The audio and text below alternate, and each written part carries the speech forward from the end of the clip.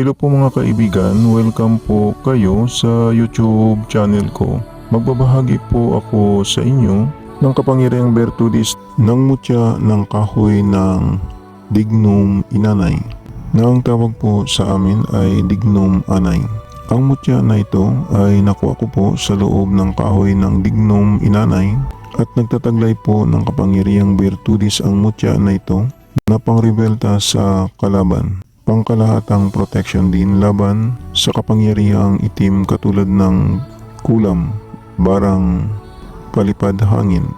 Pangontra din ito sa kapangyarihan ng mga masamang engkanto, masamang elemento, masamang espiritu at pangontra din sa kapangyarihan ng mga aswang, usog, sasumpa at deskomunyon. Protection din ang mutya na ito laban sa bala ng baril at pangrebelta din ito sa mga taong may masamang tangka. Protection din ang mutya na ito sa mga hindi nasang panganib at sakuna. Protection din sa pag-travel.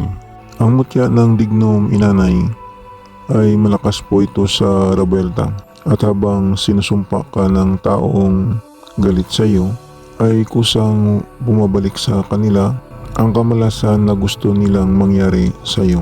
Yan po ang kapangyarihang bertudis na tinataglay ng mutya ng Dignum Inanay. Kapag mayroon kayo nito, ingatan na lang po ninyo at tingnan po ninyo ang kanyang video.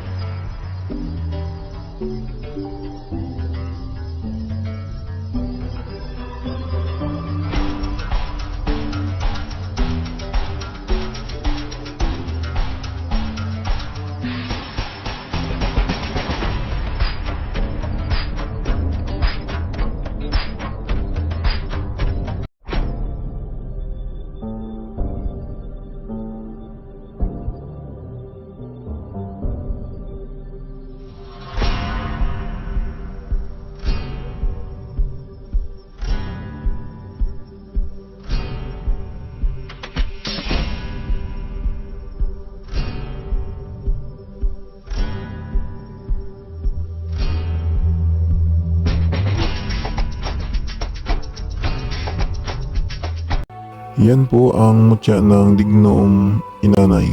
Sa mga viewers at subscriber ng Milagro de Santo Cristo, maraming salamat po sa inyong panunood at maraming salamat din po sa pag-follow po ninyo sa aking shop sa Shopee at sa aking Facebook page ng Milagro de Santo Cristo. At mag-subscribe naman po kayo sa YouTube channel ko. Panoorin na lang po ninyo ang second channel ko sa YouTube, sa Milagro de Santo Cristo 2. Baka may magustuhan po kayo ng mga lamang gamot na magagamit po ninyo.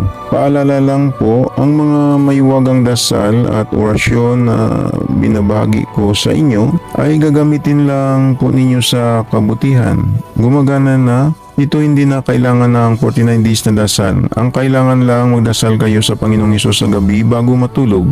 At pagkagising ninyo sa umaga magdasal din kayo. Mananalig lang sa Panginoong Hesus para lalong lalakas ang mga pagsambit sa mga mahiwagang orasyon na gagamitin po ninyo. Yan lang po, maraming salamat at God bless sa inyong lahat.